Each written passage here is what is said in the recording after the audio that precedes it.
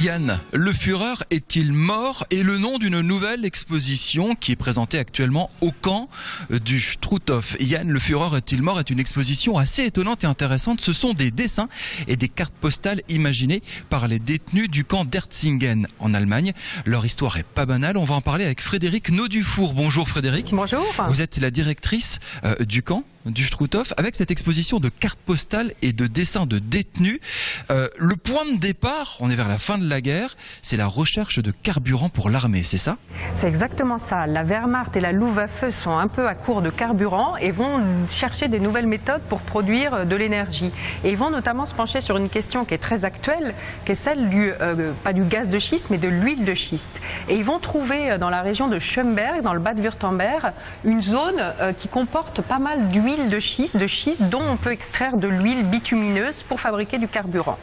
Pour exploiter cette huile, l'idée est toujours la même, on fait venir des déportés, c'est une main-d'œuvre d'esclaves parfaitement gratuite et corvéable à merci, et vont s'installer donc un certain nombre de camps de concentration qui sont tous des camps annexes de Natzweiler. Sauf que, en creusant, ils tombent sur des sarcophages, c'est ça? Ils tombent sur des sarcophages alémaniques, donc de très vieux sarcophages, et évidemment tout de suite ça fait tilt pour les nazis, ils imaginent que c'est une trace de la race aryenne, et pour chercher dans les tombes, ils vont d'abord déléguer un géologue SS, le fameux SS Jordan, et ce Jordan va s'entourer de dessinateurs professionnels qu'il va recruter aussi parmi les déportés. Ils vont avoir pour mission de dessiner les objets qu'on trouve dans les tombes, ils vont profiter de ce qu'ils ont des instruments de dessin, des crayons, pour faire toute une série de dessins, non pas officiels pour les SS, mais des dessins, voilà, des dessins pour eux et surtout pour leurs camarades.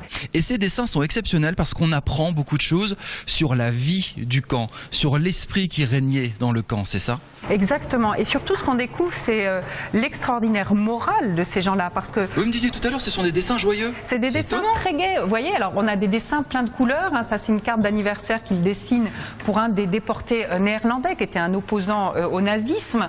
On voit un bouquet de fleurs, on voit le sablier, ça veut dire que c'est le temps qui passe et on espère que c'est le temps qui va passer pour aller vite vers la liberté. On est dans des couleurs très gaies avec les mots bonheur, santé. On espère revenir à la vie à travers ces dessins. Ça, c'est l'un des portraits, voilà. Dans des dessinateurs. Alors, qui donne le nom à l'exposition, c'est Yann. Voilà, alors ça c'est un des déportés qui est important dans l'histoire de ce camp. Hein. C'est un communiste néerlandais qui a été arrêté, déporté comme NN, Nachtun Nebel à Erzingen, et il est devenu le responsable des déportés du camp, le Lager Älteste. Et ce Clayton est très populaire. C'est à lui en effet que les déportés écrivent pour son anniversaire « Yann, le Führer est-il mort ?» La France à Erzingen apporte tous ses souhaits au chef du camp. Exactement, donc le chef du camp c'est le chef déporté du camp évidemment. Hein. Et on remarque cette petite césure là. Voilà. Exactement. C'est cette fameuse Alsace. Oui, elle est représentée, ils ne l'ont pas oubliée, hein, c'est-à-dire qu'ils la considèrent quand même pas partie complètement dans le Reich, ils lui mettent quand même une couleur différente, en effet. Là, on est vers la fin de la guerre, est-ce que les détenus avaient conscience de ça? Ils ont conscience de ça, ils sont au courant des débarquements, ils ont des moyens de s'informer, mais ce qu'il faut dire, c'est que la période est la plus dure dans les camps. C'est-à-dire que cette période de l'hiver 44, début 45, c'est la période où la mortalité explose, où les camps sont surpeuplés et on a aussi les conditions vraiment les plus épouvantables en termes d'épidémie. Donc de voir toute cette gaieté qui résiste alors même que les conditions sont épouvantables, c'est quand même tout à fait impressionnant. Il y a un calendrier ici, le calendrier 1945. C'est très intéressant parce qu'il y a eu la libération, c'est la fin de la guerre également, 1945. Et racontez-nous, là il y a un dessinateur qui a consigné en gros son agenda hebdomadaire mensuel, c'est ça? C'est très très intéressant parce que ça montre la volonté des déportés de garder prise. Et il y a des moments qui nous paraissent étonnants, par exemple, à plusieurs reprises on a tabac, cigarettes. Dans un camp, les cigarettes sont un élément d'échange. On a également le fait qu'il met, par exemple ici le 3 mars, on a Stomp. Ça veut dire qu'il s'est pris un coup. Il s'est fait battre ce jour-là, il a pris un coup, il l'a noté. Alors on est à cette période, la guerre s'arrête ici. Oui. Et qu'est-ce qui se passe? Il note libération, il note je suis libre, j'ai retrouvé ma famille. Il quitte le camp en fait progressivement puisqu'ils partent en train le 14 avril. Alors c'est voilà, ici, on voit Erzingen, ils quittent Erzingen le 14 avril.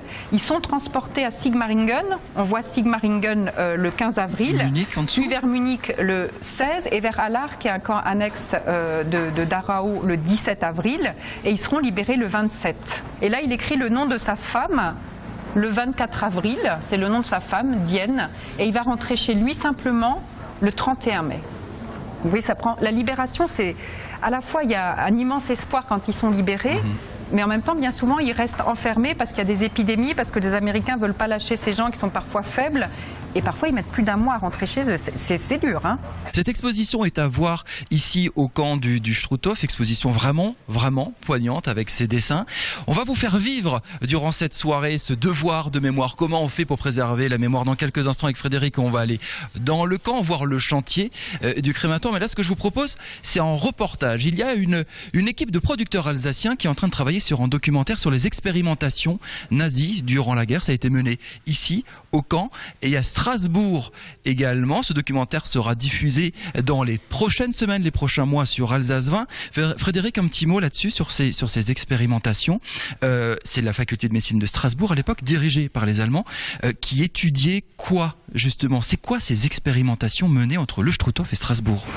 Dans tous les camps de concentration, les médecins allemands, nazis bien souvent, ou SS, ont profité de la main-d'œuvre déportée comme de cobayes humains. C'est-à-dire que plutôt que d'utiliser des rats de laboratoire, ils ont profité d'avoir cette chair humaine pour faire leurs expériences.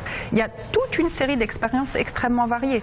Rien qu'au Struthof, on a des expériences qui vont de la recherche à un antidote ou un vaccin contre le typhus, à des recherches sur les médicaments qu'on pourrait donner pour résister contre des gaz de combat, à des recherches en matière d'anatomie pour constituer une collection de squelettes juifs. Et puis, il y avait aussi rien de médical, il fallait prouver que les juifs étaient inférieurs. Donc on essayait de chercher que le cerveau était plus petit que n'importe quoi. Ça c'est une autre partie, ça c'est vraiment là on est moins dans la médecine mais plus dans la démarche idéologique. Et c'est ce qui a été le cas aussi au Struthof avec cette expérience qui a consisté à assassiner les 86 juifs pour montrer que leur squelette était différent. Et puis pour garder, comme je dis toujours, pour garder une trace du juif, puisqu'il n'y aurait plus de juifs sur la terre dans le programme nazi, et pour les garder comme des mammouths dans un muséum d'histoire.